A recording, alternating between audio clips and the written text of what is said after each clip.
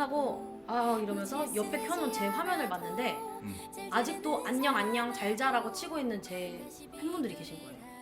한 번씩 검은 화면에 비친 내 모습에 눈물이 날 것 같다가도 꺼진 창에 내게 인사를 건네는 네 모습에 눈물이 뚝 가슴이 쿵 이런 가사가 있거든요. 네. 그게 방금 얘기한 네네, 그 그거에서 온 이야기예요. 거네. 안녕하세요. 1인 미디어 전성시대 숱한 채널들 사이에서 보석 같은 채널을 찾아서 참 구독을 추천드리는 시대의 나우 구독 중 이희대 교수입니다.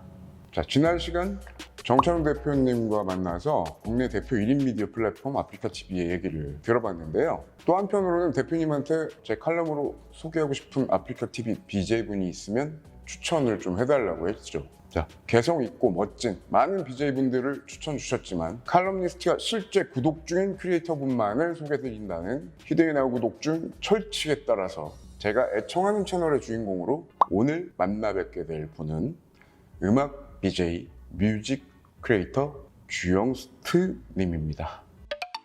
실제 음악 하시는 크리에이터분 처음 뵙는 개인적으로는 저는 영광입니다. 매우 영광입니다. 네네, 제가 아유, 영광입니다. 감사합니다. 그러면 우리 주영스트님 간단하게 자기소개 좀 부탁드립니다. 안녕하세요. 네, 안녕하세요. 저는 아프리카TV BJ 주영스트, 그리고 파페라 가수 셀리아킴, 그리고 주영스트 컴퍼니의 대표인 김주영이라고 합니다.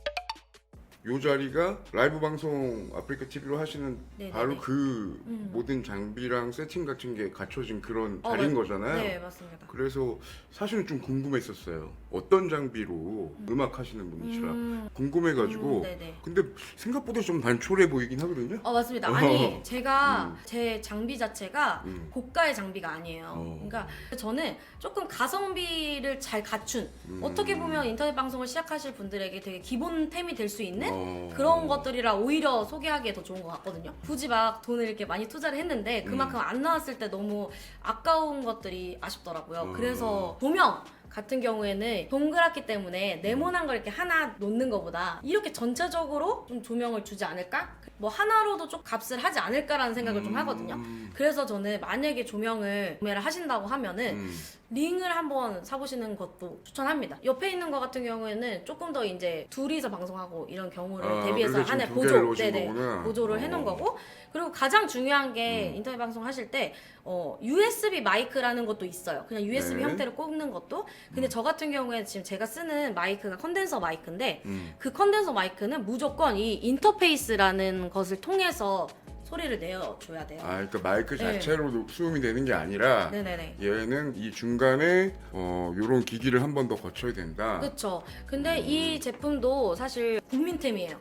인터넷 방송계 약간 입문자들이 가장 많이 쓰는 약간 아이템으로 저 친구가 있는데, 그러니까 마이크, 인터페이스, 컴퓨터 이렇게 셋이 궁합이 맞아요. 그리고 지금 우리 은근히 둘이 나오는데도 화질이 상당히 좋은 요 카메라도 궁금한데? 네. 이 캠 같은 경우에도 웹캠. 종류가 엄청 많아요, 웹캠이. 근데 제일 많이 쓰시는 제품보다 얘는 조금 윗단계예요. 로지텍이라고 써있긴 네, 하네요 여기. 맞아요. 로지텍의 C920 제품을 되게 많이 쓰시는데 요거는 브리오라는 제품이에요. 근데 이게 특성상 조금 노란기가 많아서 이제 좀 싫어하시는 분들도 있기 때문에, 근데 이게 좋은 점은 요런 촬영을 할 때도 활용할 수 있을 정도로 화질이 일단 해상도가 높죠. 사무실에서 이런 촬영을 할 때 유튜브 커버 촬영이나 등등 할 때 활용하기 위해서 이렇게 해놨죠. 유튜브 커버 촬영도 네. 저걸로 하세요? 네네네. 저는 커버 촬영을 정말? 처음부터 이제 계속 캠으로만 해왔었어요. 보통 이제 아프리카TV에 라이브 하시는 분들은 전용 무슨 뭐 그런 공간이 있는 건가 막 이런 궁금하잖아요. 네네네. 그런데 예를 들어서 뭐 시작하시는 분들은 나 집에서 해도 될까 뭐 이런 고민도 있을 수 있고. 사실 제가 봤을 때는 대부분의 뭐 생방송을 진행하시는 분들이 다 자택에서 할 거예요. 가장 중요한 건 컨텐츠의 특성을 잘 파악하는 게 중요한데 음악은 특히나 노래를 부르기 때문에 방음 관련 소음 관련 문제가 엄청 나고, 심지어 게임 방송을 하시는 분들도 예. 게임을 하다가 막 흥분해서 소리를 지르면 그게 민원이 어떻게 보면 노래하시는 분들보다 더 심하다고 하더라고요. 그 소리 지르는 민원에 대해서 일단은 집에서 시작은 해야겠지만 처음부터 막 돈을 많이 쓰는 거는 전 좋아하지 않아요. 그래서 제가 봤을 때는 처음에 이제 눈치껏 조금 해본다거나 아니면 시간대를 조금 일찍 해본다거나 그런 식으로 좀 할 수 있지 않을까. 집에서 우리 주영스트님 그러면 처음에는 집에서 하셨을 때 네네. 부모님이 좀 뭐하냐 뭐 이런 얘기 얘기 안 했었어요? 저는 너무 감사하게도 부모님이 저를 조금 제가 어떤 걸 하든 되게 재밌어 해주시고 좀 그런 편이에요. 그래서 제가 방송할 때도 막 그냥 문 살짝 열고 막 과일 같은 거 넣어주시고 오히려? 네네네 그런 식이었고 제가 아는 또 이제 다른 크리에이터 분들 중에는 부모님과의 마찰 이제 그러니까 부모님이 싫다고 말을 못 하시는데 어쨌든 잠자는 시간에 저녁 시간대 방송하게 되면은 숙면을 또 못 취하시고 하니까 그래서 나와 살거나 그런 경우들이 있더라고요. 어렵죠. 막 그리고 보면은 비밀로 하고 방송을 하신다는 분들도 많거든요. 그러니까 그것들이 다 어떻게 보면 직업에 대한 인식이 워낙에 아직까지도 조금은 닫혀 있기 때문이 아닐까 이런 생각을 해요. 방송하죠? 가수죠? 네. 지금은 이제 코로나로 별로 네. 없죠. 공연하지. 버스킹 했던 걸로 알고 있고 네네네. 음원 제작하고 아프리카 TV 이런 데 행사 사회도 보고 음. 그럼에도 불구하고 네. 회사를 만든다라는 거는 또 혼자서 네. 하시는 분들도 많은데 네, 궁금해가지고 회사 만드는 거 계기가 좀 다른 이제 뭐 크리에이터 분들은 회사를 만드는 이유가 여러 가지 힘을 합치기 위해서 만든다고 하면 저 같은 경우에는 한 35 정도 되면 제가 지금 추구하는 음악을 더 이상 못할 것 같다는 생각이 들더라고요. 무슨 소리야? 제가 원하는 그런 뭔가 영한 느낌을 그때 못 내지 않을까라는 생각이 들었어요. 그래서 그러면 나는 미래에 뭘 하지? 이렇게 살다가 난 뭘 하지? 했는데 그러면 나 같은 사람을 키우고 싶다라는 생각이 든 거예요. 후학 양성을 위해서 그 나이 때 회사를 네. 만들었다? 네네. 나중에 제가 누군가를 키울 때 뭔가 더 배경이 되지 않을까. 많은 분들이 성악을 전공했으면 졸업하고 유학을 간다거나 대학원을 간다거나. 많이 그렇지. 네, 좀 그게 좀 정상적인 길이라고 생각을 하잖아요. 근데 저는 뭔가 내가 평생 클래식을 하고 행복할 수 있을까? 이런 생각이 들었어요. 그래서 교수님한테 선생님 저는 진짜 이렇게 졸업하면 안 행복할 것 같다고. 그럼 도대체 네가 하고 싶은 게 뭔데? 해서 막 가요를 고르다가 가요는 좀 아닌데 디즈니 음악을 좀 고르다가 이것도 좀 아닌데 하다가 뮤지컬 곡을 하나 골랐어요. 그래서 이제 교수님한테 가져갔는데 교수님이 사실 성악가 분들이고 교수님이라고 하면 되게 어려운 존재잖아요. 근데 교수님 거기서 되게 열린 마음으로 한번 불러봐 했는데 야 너 이거 참 잘한다. 너 파페라 하면 되겠다 하셨거든요. 근데 행사계에서 파페라를 하려면 대부분 학연지연이라고 하잖아요. 아 맞아. 그래서 선배가 후배한테 공연의 기회를 주고 이게 대부분이에요. 그래가지고 저는 그럼 난 그런 거는 사실은 네, 지금 난 인프라가 뭐지? 없는데. 난 없는데? 난 그럼 누가 도와줘? 했을 때 친구가 야 그냥 너 심심하니까 인터넷 방송이나 해봐 했던 거거든요. 그래서 하다 보니 오케이 그러면 내가 나에게 인맥을 만들어주는 사람이 돼야지. 그래서 교수님이 정해주신 이름이 셀리아킴이라는 이름인데 그러면 주영스트가 셀리아킴의 서포터가 돼주는 거죠. 말하자면 저 스스로지만. 그래서 그런 식으로 방송을 하다 보니 저의 모든 공연에 오시는 분들은 다 인터넷 방송에서 오셨던 분들 또는 유튜브 구독자분들인 거죠. 지금 방금 얘기 되게 재밌네요. 그러니까 1인 방송인 주영스트가 네. 가수 셀리아 킴의 지원군이 되는 거죠. 파트. 네네네네. 그렇구나. 나 그렇게까지 생각하셨던 걸로는 몰랐네. 나중에 가서는 정말 파페라 공연을 기획자로서 그러니까 공연 기획자가 최종 꿈인 거죠 말하자면. 요즘은 부모님들이 뻔히 알거든요. 네. 저거 분명히 고생할 거야 뭐 이런 거 알거든. 근데 그거를 또 밀어주셨구나. 제가 어렸을 때부터 아버지를 엄청 존경했어요. 아버지가 완전 자수성가의 표본이시거든요. 그래서 주영스트에게 아버지란 이러면 닮고 싶은 사업가. 제가 어떤 사업, 뭐 쇼핑몰이면 쇼핑몰, 카페면 카페 이런 아까 거 좀 밀어주는 분위기? 네, 어떤 거든 응원해 주시는 분위기였어요. 근데 단 이제 그렇다고 해서 경제적인 지원을 막 해주시는 건 아니죠. 요거는 제 힘으로 다 하긴 했는데 그래도 이제 믿어주는 가족이 있기 때문에 뭔가 도전을 할 때 있어서 용기가 더 생기지 않았나라는 생각을 해요. 아뮤소. 아뮤소도 회차로 45회. 맞습니다. 내일이죠. 근데 이거 1회부터 지금까지 계속 MC 보고 계시죠? 네네네. 아프리카 TV판 전국 노래자랑 아니야? 그런 느낌이죠, 맞아요. 이게 아프리카 TV라는 인터넷 방송 플랫폼에서 진행하고 있는 아프리카 TV 뮤지션을 소개합니다라는 공식 방송이에요. 그래서 많은 음악 BJ 분들이죠, 크리에이터 분들이 나오셔서 무대를 하고 또 많은 분들과 소통하고 자기 소개를 할 수 있는 그런 자리인데 BJ 분들에게 굉장히 소중한 기회라고 생각을 하거든요. 그래서 너무 장수로 가고 있어서 다행이라고 생각합니다. 저는 사실 음방의 어머니라는 말 자체를 만든 게 아뮤소 때문이에요.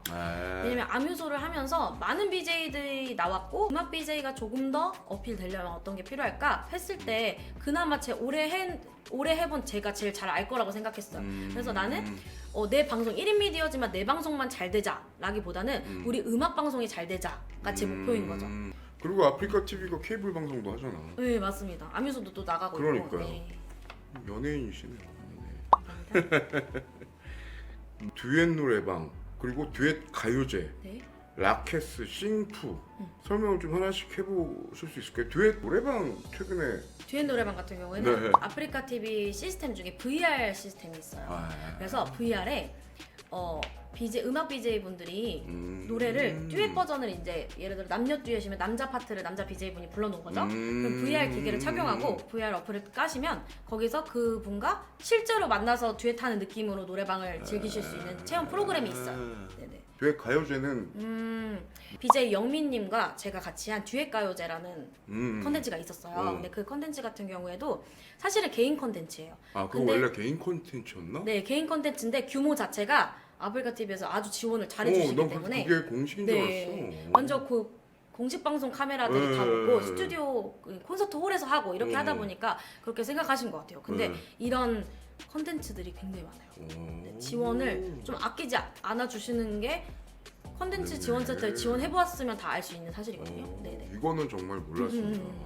그리고 라켓스는 갔다 오신 거. 네, 알죠. 서수길 대표님, 정창용 대표님이 네, 계시잖아요. 그렇죠. 서수길 대표님의 닉네임이 케빈이에요. 케빈이 하는 공식 방송인 거죠. 그래서 그 순간만큼은 BJ 케빈으로서 음악 BJ들과 함께 그러니까 어떤 도시에 가서 어떤 장르를 정해요. 그래서 그 장르에 대해서 이제 이야기도 하고 배워보기도 하고 이런 공식 방송이죠. 사실 아뮤소보다 조금 더 버스킹화된 느낌이더라고요.